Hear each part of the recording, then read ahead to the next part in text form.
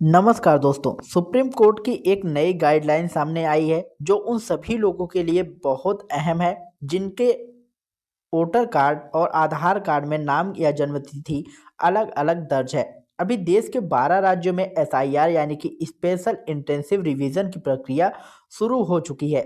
उत्तर प्रदेश, बंगाल, गुजरात जैसे बड़े राज्यों में यह अभियान तेजी से चल रहा है। लेकिन परेशानी यह है कि लाखों लोगों के आधार कार्ड में नाम अलग है, पिता का नाम गलत है, जन्मतिथि मेल नहीं खाती और वोटर आईडी में भी अलग जानकारी दर्ज है। ऐसे में बड़ा सवाल यह उठता है कि ऐसे लोग अपनी एसआईआर प्रक्रिया कैसे पूरी करेंगे और किस डॉक्यूमेंट्स के आधार पर सही जानकारी दर्ज करनी चाहिए, आधार के अनुसार या फिर वोटर आईडी के अनुसार। दोस्तों, 11 दिसंबर को ड्राफ्ट सूची जारी की जाएगी, यानी 11 दिसंबर से पहले आपको पूरी तरह सचेत होना होगा, क्योंकि इस ड्राफ्ट में उन नामों की सूची दिखाई देगी जिन्हें संभावित रूप से हटाया जा सकता है। मीडिया रिपोर्ट्स के अनुसार सिर्फ यूपी में लगभग 3 करोड़ लोगों के नाम हटाए जा सकते हैं। इसकी सबसे बड़ी वजह गलत भरा गया गणना प्रपत्र है। इसकी पूरी जानकारी हम इस वीडियो में दे रहे हैं। इससे पहले हमें ज़रूर बताएं कि आप हमारी यह वीडियो कहां से देख रहे हैं और चैनल पर नए हैं तो चैनल को सब्सक्राइब करके बेल आइकन जरूर दबाएं। चलिए आइए जानते हैं विस्तार से। वीडियो को बिना स्किप किए आखिरी तक जरूर देखेंगे, क्योंकि यह जानकारी पूरे देश के नागरिकों के लिए बेहद महत्वपूर्ण है। अभी एसआईआर केवल 12 राज्यों में चल रहा है, लेकिन चुनाव आयोग का साफ कहना है कि जैसे ही इन 12 राज्यों में यह प्रक्रिया पूरी होगी, एसआईआर पूरे देश में लागू कर दिया जाएगा। यानी आगे चलकर कोई भी राज्य इससे बाहर नहीं रहेगा। इसलिए जब भी आप फॉर्म भरें तो बहुत सोच समझकर भरें, क्योंकि फॉर्म में की गई एक गलती आपकी वोटर लिस्ट से नाम हटवा सकती है या आपका नाम रिवीजन लिस्ट में शामिल ही नहीं किया जाएगा। सबसे पहले समझिए कि जिन लोगों ने बीएलओ से मिले एसआईआर गणना प्रपत्र में 2003 से जुड़ी जानकारी गलत भरी है या बिल्कुल नहीं भरी, वे सबसे अधिक जोखिम में हैं। जो कॉलम 2025 की जानकारी के लिए था उसे सही भरना था और साथ ही 2003 की वोटर लिस्ट से संबंधित कॉलम भी सही भरना अनिवार्य था। नियम यह था कि 2003 की लिस्ट में अगर आपका नाम मिलता है तो उसी कॉलम में दर्ज करना था। अगर 2003 में आपका नाम नहीं मिलता लेकिन आपके माता या पिता का नाम या दादा दादी का नाम था तो उनके नाम भरने थे। लेकिन बहुत से लोगों ने उल्टा सीधा भर दिया। किसी ने 2003 वाले कॉलम में 2025 का नाम लिख दिया, किसी ने माता या पिता वाला कॉलम खाली छोड़ दिया और कई लोगों ने दोनों कॉलम ही खाली छोड़ दिए क्योंकि उन्हें लिस्ट नहीं मिली या समझ में नहीं आया। ऐसे लोग अब परेशानी में हैं क्योंकि फॉर्म जमा हो चुका है और ऑनलाइन रिकॉर्ड भी बन गया है। जिनका नाम 2003 की लिस्ट में था लेकिन उन्होंने गलत कॉलम भर दिया, उन्हें अब सुधार करना होगा। अगर आपने अभी तक फॉर्म जमा नहीं किया है तो यह समझ लें कि एसआईआर फॉर्म में आपका नाम, ईपीसी नंबर और क्यूआर कोड, फोटो और पिता का विवरण भरना होगा।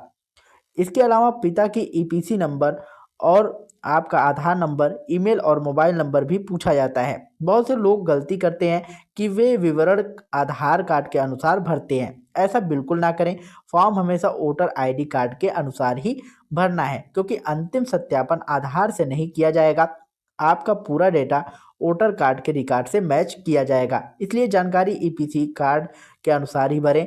अब बात आती है उन लोगों की जिन्होंने फॉर्म जमा कर दिया है। कई लोग ने आधार कार्ड के आधार पर पिता का नाम, जन्मतिथि या अन्य विवरण भर दिए हैं क्योंकि उनके वोटर कार्ड में गलत जानकारी थी। अगर आपने भी ऐसा किया है तो घबराने की जरूरत नहीं है। इस समय कुछ भी बदलने की कोशिश ना करें, बस फाइनल ड्राफ्ट का इंतजार करें। यदि आपका नाम फाइनल ड्राफ्ट में शामिल हो जाता है तो उसके बाद आप आधार कार्ड को वोटर कार्ड के अनुसार सही करवा सकते हैं, या यदि आधार की जानकारी को ही रखना चाहते हैं तो वोटर कार्ड को आधार के अनुसार अपडेट करवा लें। लेकिन फिलहाल किसी भी डॉक्यूमेंट्स में बदलाव करना गलत होगा। अगर आप अभी सुधार कराने गए और उसी दौरान आपका वेरिफिकेशन शुरू हो गया तो जानकारी से मिसमैच होने पर आपका नाम ड्राफ्ट से हटाया भी जा सकता है। इस समय आपके नाम को शामिल होने की संभावना अधिक है, इसलिए परिवर्तन बाद में करें। जब बीएलओ आपका फॉर्म ऑनलाइन अपलोड करता है तो सिस्टम आपको EPC number, photo, QR code और पुराने रिकॉर्ड के आधार पर वेरिफिकेशन करता है।